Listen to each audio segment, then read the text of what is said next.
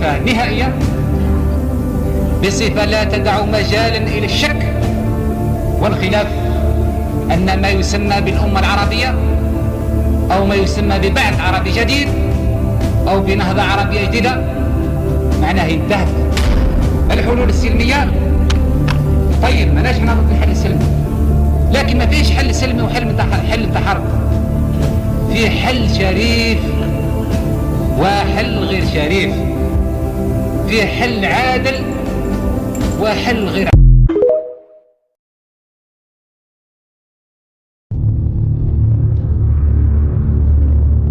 التضامن نعم مع كل العرب، مع الوطن العربي، مع الأمة العربية، لكن التضامن في النضال قلنا مش ممكن أبدا نقبل إيقاف النار بدون شرط. أنا عملت حرب وربحت يعني نجحت عليها ونعمل نسني لك نمضي لك عقد نتاع إيقاف النار، لا قلنا لا، فلتستمر المعركة.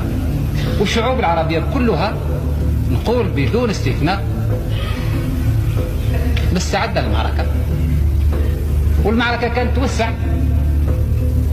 وما كانش تبقى إلا من أجل القدس، كانت تتوسع وكانت ربما تصل الثورة الحقيقية، الثورة التاريخية اللي هي كانت تكون أساس نهضة جديدة في الوطن العربي وبعد جديد للأمة العربية.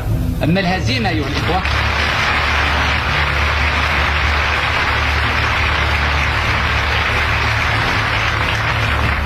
أما الهزيمة إذا كانت بقات وتأكدت معناها أنها تأكد بصفة نهائية، بصفة لا تدع مجالا إلى الشك والخلاف، أن ما يسمى بالأمة العربية أو ما يسمى ببعث عربي جديد أو بنهضة عربية جديدة معناها انتهت.